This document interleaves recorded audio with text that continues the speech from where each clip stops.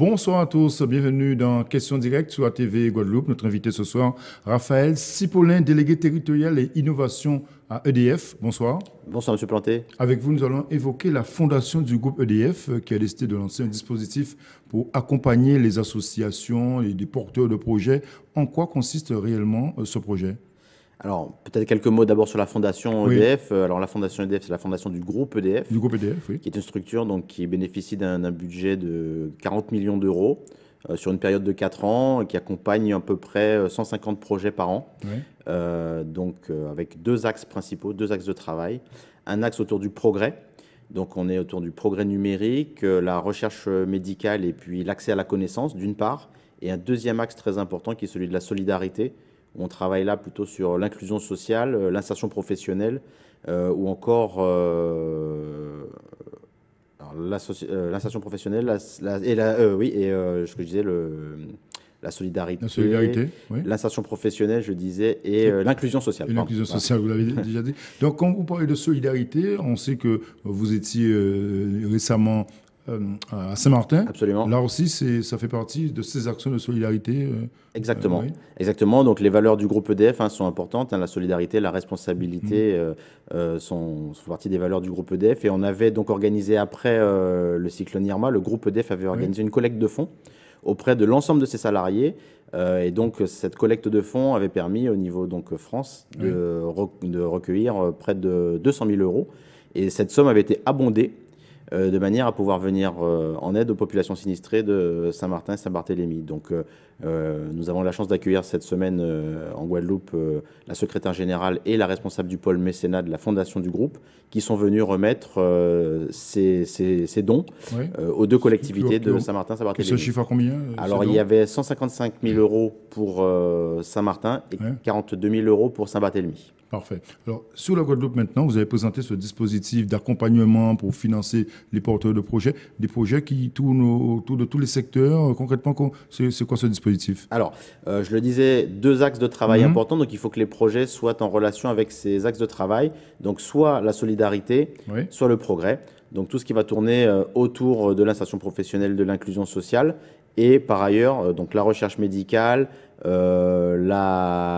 progrès numérique, d'autre part. Voilà, donc ce sont les deux axes principaux. Donc il faut que les projets soient en relation principalement avec ces axes. Et puis on va regarder évidemment à ce que les projets servent l'intérêt général, à ce qu'ils soient compatibles avec les valeurs effectivement de la fondation et à ce qu'ils soient en cohérence avec ces axes de travail principaux. Et concrètement, dans la pratique, pour justement les gens, les présidents d'associations qui nous regardent, qui sont intéressés, comment s'y prendre pour participer à ce dispositif? Alors il y a deux canaux qui sont extrêmement distincts. Lorsque les associations, parce qu'on apporte surtout un soutien en fait au projet, d'accord. Et ensuite, via un porteur de projet, mais c'est le projet qui prime. Alors, lorsque l'association a un budget de plus de 150 000 euros, donc ça, c'est quand même relativement rare, mais ça, c'est traité directement par la fondation dans son conseil d'administration ou son comité de pilotage. Et lorsque les associations font moins de 150 000 euros, il y a une fois par an, de mois de septembre jusqu'au mois d'octobre, ce qu'on appelle le trophée des associations, où on a jusqu'à 52 lauréats au niveau de la France entière. Ah, au niveau de la France entière, toujours. Il y a 52 lauréats, oui, ça concerne l'ensemble du territoire. 52 lauréats qui se partagent de 3 000 de 5 000 euros jusqu'à 32 000 euros. Voilà. Donc, ce sont des prix qui sont remis sur la base de ces critères que je vous donnais tout à l'heure.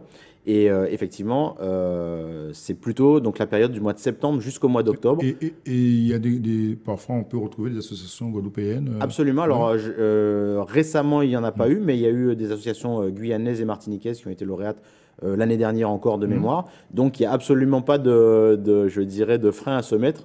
Il y a énormément d'associations ici qui ont la capacité de proposer des projets, et notamment, typiquement, puisqu'on a aussi, donc dans la solidarité, c'était le troisième volet que je ne vous ai pas cité tout à l'heure, c'était la solidarité à l'international. On a autour de nous, donc, typiquement, par exemple, la Dominique qui a beaucoup souffert suite au passage également de Maria. On a à côté de nous Haïti, etc., parfois des îles qui sont aussi en difficulté. Donc ces projets peuvent être éligibles aussi dans le cadre de ces appels à projets, des trophées de la Fondation.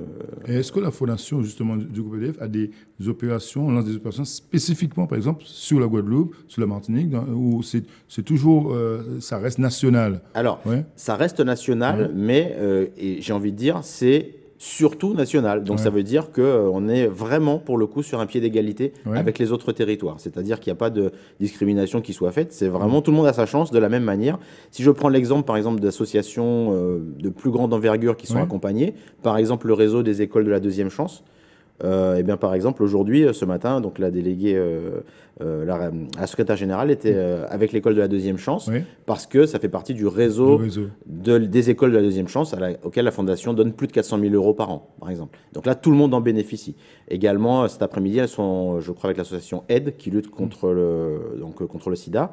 Voilà, là, on est sur des surfaces de jeu qui sont importantes, mais avec des associations qui sont nationales, mais représentées en Guadeloupe. Parfait. Voilà. Ouais, donc c'est un peu l'image aussi d'EDF à travers cette fondation, justement, qu'il faut valoriser, j'imagine, être au plus proche des gens, accompagner les projets, c'est ça? C'est quelque chose qui est très parlant pour une entreprise comme EDF, qui est une entreprise de service public, qui a vraiment le service public chevillé au corps, j'ai envie de dire, et qui du coup a aussi cette notion d'intérêt général qui est finalement très très proche en termes de valeur.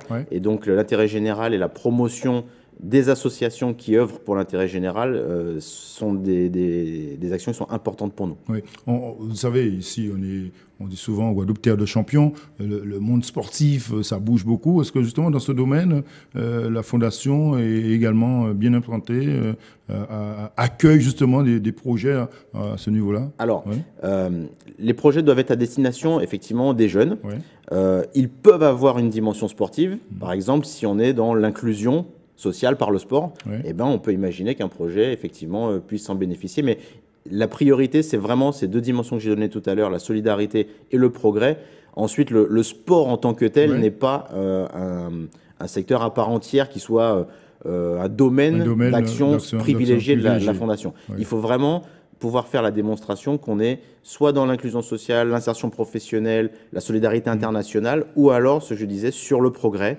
L'accès à la connaissance, etc. Donc ça peut faire sens du moment qu'on est dans ce cadre-là. Et pour tous ces projets, justement, EDF Archipel Guadeloupe sert de relais à la Fondation. Alors on peut servir de relais au plan local. Une chose qui est importante à savoir, c'est que l'ensemble des dossiers, des personnes, des associations, ça peut être également des établissements publics, c'est ouvert à tous les types de formes juridiques qui sont éligibles au mécénat, en fait. L'ensemble du processus d'inscription se fait exclusivement sur Internet. Donc c'est fondation.edf.com, c'est très simple. Donc ça, c'est le canal privilégié pour les inscriptions. Il va de soi ensuite que dans une relation plus de proximité, évidemment, le service que je représente, le territoire, le service intégration territoriale d'EDF en Guadeloupe, sera le relais, effectivement, de ces associations au plan local. Parfait. Donc vous vous éclatez justement c'est formidable à faire ce travail de la Fondation, j'imagine. Absolument, absolument. C'est plein d'opportunités de rencontres. Rencontrer les gens, les associations qui travaillent au quotidien aussi, qui ont des idées parfois. Absolument. C'est extrêmement enrichissant. Et puis pour nous, c'est aussi une façon de montrer tout simplement que à la fois les salariés d'EDF et les associations, quelque part en Guadeloupe, c'est un monde qui est très interconnecté, parce qu'on a beaucoup de salariés aussi qui sont eux-mêmes engagés dans des associations. Donc ça fait sens. Parfait. Merci Raphaël Cipollin d'être venu ce soir pour nous parler de cette fondation du groupe EDF. Merci pour votre invitation. Merci. Bonne soirée à vous. On se retrouve demain. Restez avec nous sur ATV. L'info continue.